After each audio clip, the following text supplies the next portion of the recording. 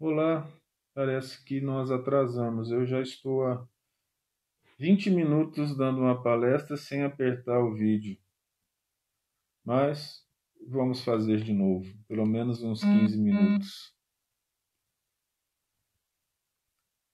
Nós vamos começar falando sobre o prefácio do Evangelho segundo o Espiritismo, que é aquele que Kardec colocou como a base fundamental do ensino dos Espíritos a todos nós. Os Espíritos do Senhor, que são as virtudes dos céus, qual imenso exército que se movimenta ao receber as ordens de comando, espalham-se por toda a superfície da terra, e, semelhantes a estrelas cadentes, vêm iluminar os caminhos e abrir os olhos aos cegos. Nesses momentos de dificuldade, é uma bênção poder ler aqui conosco essas mensagens do Evangelho de Jesus. Nós precisamos lembrar que Jesus Cristo é o emissário de Deus. Que Jesus Cristo é aquele ser que Deus nos enviou para poder lembrar a sua vontade. O Senhor do universo é tão grande que nós não conseguimos medir essa grandeza. Ele enviou então um espírito mais evoluído do que os anjos, para que a vontade dele fosse feita de maneira perfeita. E tudo que Jesus nos ensinou, tudo que Jesus nos trouxe, foi exatamente a vontade de Deus. Ele veio, exemplificou a vontade de Deus e disse aquilo que é necessário para a nossa felicidade. O entendimento é algo complexo. A partir do momento que falamos alguma coisa, aquela pessoa que entende, entende à sua maneira, do modo como quer. Um caso engraçado aconteceu quando eu dava aula de histologia na Universidade Estadual de Goiás. E lá ao microscópio, eu estava explicando para os alunos que aquilo que eles viam, a célula e o tecido, não era necessariamente igual ao do corpo humano em funcionamento, porque ali o tecido foi removido, passou por transformações químicas, passou por situações de esfriar, esquentar, desidratar, hidratar. Então, que a forma das células, né, e as suas estruturas poderiam estar mudadas. Tudo bem. Na outra aula teórica, durante a aula, o menino levanta a mão e diz assim: professor, o senhor não tinha dito que aquilo que a gente vê no microscópio não é exatamente o que a gente está vendo? Veja que a interpretação dele foi muito diferente daquilo que foi falado. Então, Jesus nos falando e nos ensinando, durante mais de 1800 anos, nós não entendemos direito. E foi necessária a vinda da doutrina espírita. A doutrina espírita foi trazida com muito amor pelos espíritos superiores que passaram aqui na Terra por uma situação de muita dificuldade. Essas lições maravilhosas, que são verdadeiras poesias, que nós lemos através do Evangelho, do Livro dos Espíritos e de outros livros trazidos por médiuns sérios pela espiritualidade superior, não se encontra na Terra autor algum capaz de chegar perto da leveza e da santidade dessas lições. São de uma beleza incrível. Elas tocam o coração e o intelecto ao mesmo tempo. A gente não consegue ver ali um erro. Nós não conseguimos enxergar ali uma falta de lógica, uma falta de senso. Essas lições, elas foram regadas a muita dor, suor, lágrimas desses espíritos. Um desses espíritos é o Emmanuel. E na série de livros que começa em Há 2000 anos e vai terminar lá em Renúncia, nós vemos a trajetória de um espírito e do seu esforço, e que é um representante do Espírito da Verdade, quem assinou a mensagem que nós estamos lendo e comentando. Ora, eles são as verdadeiras estrelas cadentes. Eles vêm até nós.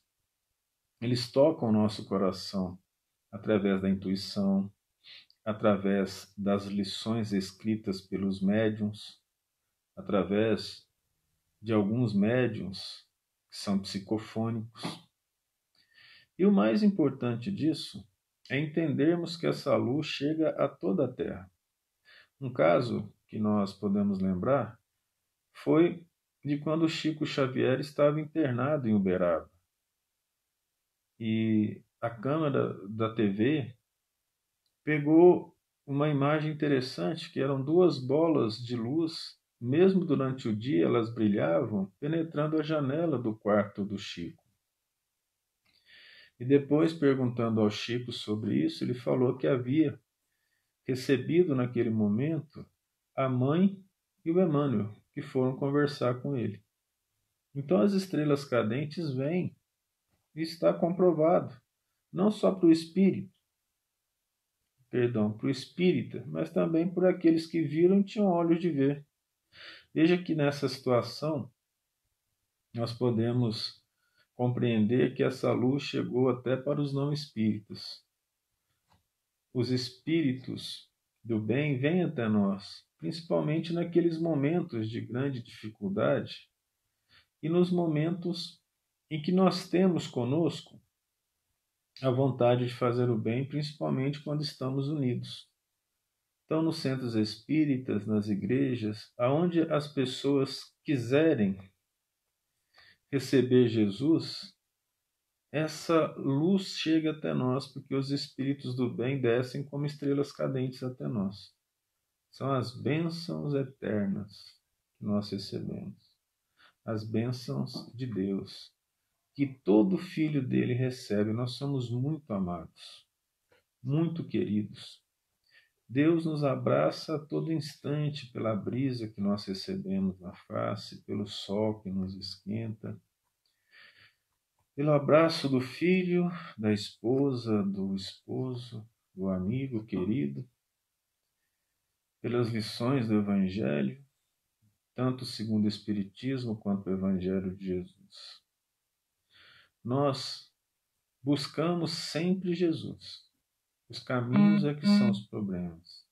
E os nossos caminhos precisam estar de acordo com o que o Jesus ensinou. O nosso irmão querido, irmão superior, irmão mais velho, que funciona como nosso Pai. Ele traz para a gente a alegria do bem. Ama a Deus sobre todas as coisas e ao próximo como a ti mesmo. Jesus não ensinou assim. Seja amado. Acho que caiu um pouquinho, né? João Evangelista é reencarnado como o Santo Francisco de Assis, diz que é melhor amar do que ser amado. E é verdade. Nós estamos num mundo cheio de pessoas carentes. As pessoas querem ser amadas e as pessoas querem receber o carinho das outras, até dos animais. Briga-se numa casa para ver quem que o cachorro gosta mais. São situações até infantis que nós passamos. Mas veja só, quando nós queremos receber e não doar, é porque a nossa fé em Deus está pequena. Será que, se confiássemos realmente em Deus, o amor dele já não seria suficiente para nós? Claro que eu não estou dizendo que não deveríamos receber carinho. Até a falta de reconhecimento e de gratidão nos fere bastante. Mas nós estamos falando de algo muito mais profundo. O que é profundo? É melhor doar. Dentro de uma casa, nós precisamos aprender a doar. Dentro de uma casa, nós precisamos aprender a sermos verdadeiros cristãos. Porque é ali, naquele ponto, naquele local, que nós temos as condições de nos transformar em espíritos melhores. Muitas vezes, dentro de casa, existem aquelas pessoas que nós convivemos e que a gente vê o defeito, que a gente convive com os estados de maior ou menor higiene da pessoa. Nós convivemos com os problemas associados à depressão, uma psicologia mais rude. E muitas vezes se diz, lá fora você é diferente. Faz todo sentido, porque ninguém quer ir lá fora, na sociedade, levar defeito. Você vai se aparentar da melhor maneira que você puder. Dentro de casa é que a realidade se apresenta. É ali que nós temos que aprender a ser caridosos. Sobre isso, nós temos dentro das casas pessoas trabalhadoras, dedicadas, amorosas, que fazem um esforço imenso para manter as vibrações e o equilíbrio do local.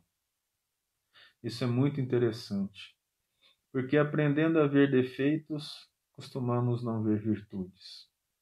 Vamos pegar um exemplo de Jesus na narração de Lucas. Jesus chega a Nazaré, vai à sinagoga e começa a pregar. E lá ele diz: Eu sou o Filho de Deus, o enviado de Deus. Eles olham entre si e dizem: Ele não é o filho do carpinteiro, que estava conosco há pouco tempo? Como ele se diz o verdadeiro representante de Deus? Pegaram Jesus, a multidão, e levaram para um precipício para poder jogar Jesus. E quando chegaram à beira do precipício, Jesus então desce, a multidão fica estática, ele passa por eles e diz que aquele momento não era a sua hora. Então o seu magnetismo deixou todos eles extasiados e parados. E depois comenta: Pode um profeta profetizar em sua casa? Na verdade, isso se transformou aqui para a gente em santo de casa não faz milagre. Mas seria muito bom que dentro da nossa família os defeitos fossem realmente evidenciados, mas com soluções, não é mesmo? Olha, vendo um erro, vamos trabalhar junto para melhorar? Vamos juntos nos abraçar para sermos melhores, para que a nossa família chegue no plano espiritual junta, cheia de luz, e todos nós felizes por sermos melhores? Nós temos problemas, vamos resolvê-los juntos? Deus nos colocou junto por um motivo santo e sublime. Deus precisa sair dos nossos lábios, dos nossos corações, da nossa expiração, das nossas mãos o tempo todo. Temos que treinar isso. O melhor seria se saísse do coração, mas se não pudermos, o verbo também é ação. Escrever é importante.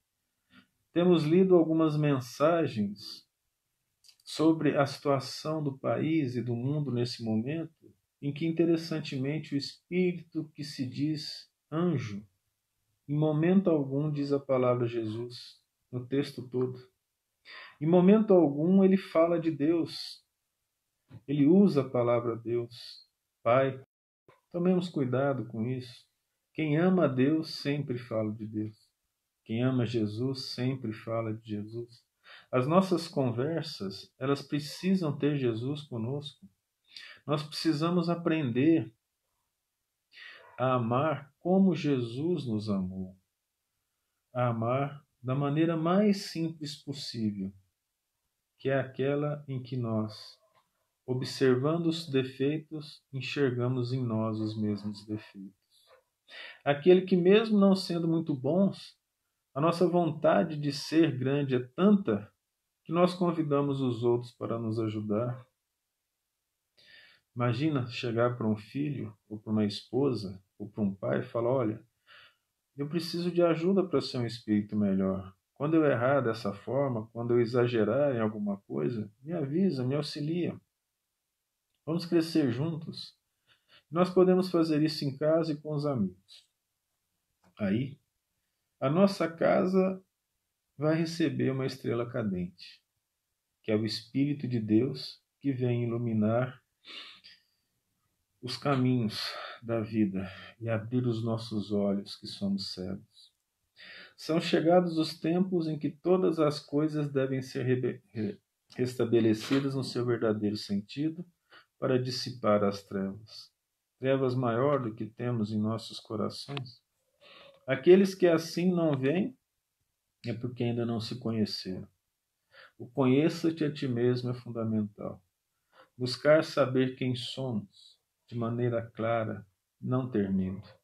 Nós não podemos orar a Deus, o nosso Pai, ou a Jesus, como se fosse algo em que nós faríamos apenas para deixar tranquila a nossa consciência. A oração tem que ser sincera. Pai, hoje eu cometi um erro. E eu tenho cometido esse erro há muito tempo. Não estou gostando mais de ser assim. Preciso de ajuda, humildade. Conversar com Deus, olhar para si mesmo. Estou sendo egoísta, orgulhoso. Estou sendo carente e exigindo dos outros que me deem a atenção, mesmo eles sendo tão carentes como eu. É melhor amar. Essa luz de Deus, ela restabelece a verdade e glorifica o justo. Aquele que é justo sempre não tem nada a temer. A ansiedade diminui. Se você é sempre verdadeiro, você não teme as pessoas, os ambientes, porque você é sincero.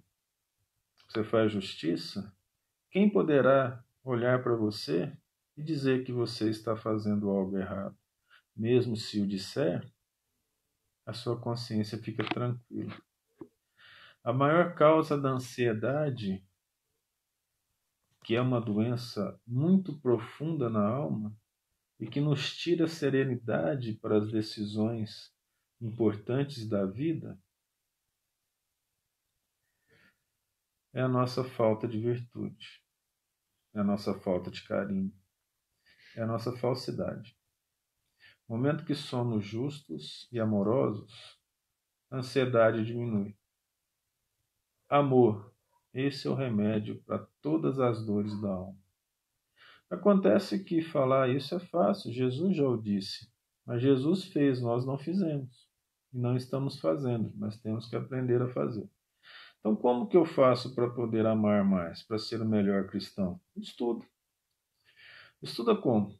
Desde criança nós somos colocados na escola e temos que fazer prova. As provas morais são as provas da vida. O Evangelho nos ensina como agir. Então vamos agir. Ah, mas fazendo isso não seria algo artificial? Que seja, pelo menos estamos tentando. Porque a gente acaba vindo para a Terra depois de muitas encarnações como católicos. E nós aprendemos da família e do catolicismo antigo que ou a gente nasce virtuoso ou não. Então algumas pessoas são humildes e a gente olha, nossa, que bonito, eu queria ser assim, como se fosse algo que nós não conseguiríamos. Ah, essa virtude precisa ser treinada, ela precisa ser trabalhada dentro de nós. Amanhã eu não quero fazer o que eu fiz hoje, me fez mal.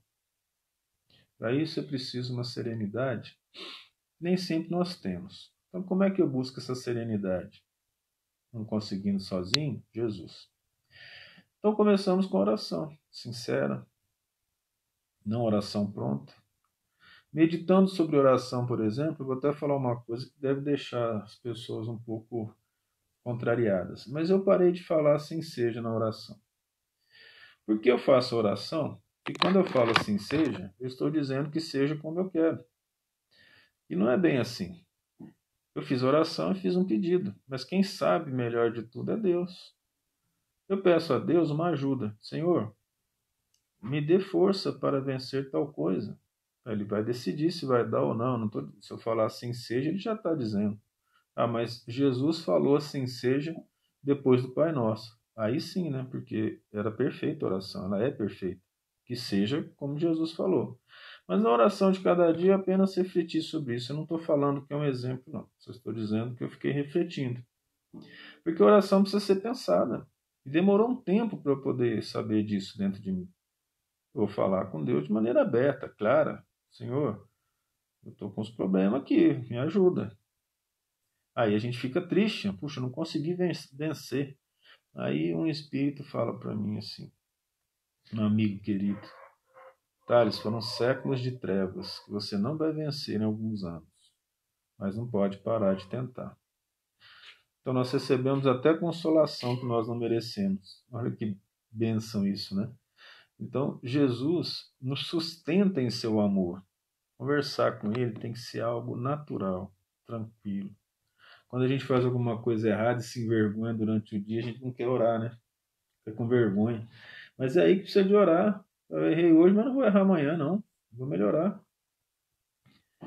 As grandes vozes do céu ressoam com o toque da trombeta, e o coro dos anjos se reúne. Ora, as trombetas do Apocalipse, escritas sobre ela por João, o evangelista, no Apocalipse, olha que interessante. Uma das trombetas foi a terceira revelação. Então, a terceira revelação é a doutrina espírita. Os cânticos dos anjos, quem nos trouxe a doutrina? Foi Jesus que pediu ao Pai, ele disse lá na narração de João, no capítulo 14. Os anjos controlam a evolução do planeta. Homens, nós vos convidamos ao divino concerto, que vossas mãos tomem a lira. Ou seja, vamos trabalhar, que vossas vozes se unam, se amem, façamos tudo junto, como uma irmandade em que desejamos o bem uns para os outros, e num hino sagrado, que é levado a Deus pelo amor dos nossos corações e pelas vibrações do bem, se estendam e repercutam em todo o universo. É a história de que, quando um pecador se arrepende, o céu todo se felicita. Então, vamos fazer um exercício mental, um exercício bem simples. Todos nos amamos sem preconceitos. Nós conhecemos os defeitos dos outros, mas nós aceitamos porque também temos. E passamos a vibrar amor para todas as pessoas em que pensamos durante o dia e entramos em contato. Hoje não estamos saindo tanto de casa, mas nós temos contatos virtuais. Uma pessoa nos mandou um e-mail. Você vai ler o e-mail. Imagina se nós pudéssemos já imediatamente falar: Senhor, proteja essa pessoa, onde quer que esteja. Aliás, falar para Deus proteger também é quase querer mandar em Deus, né? Senhor, estou mandando minhas vibrações para essa pessoa. Se for da sua vontade, me auxilie a auxiliar.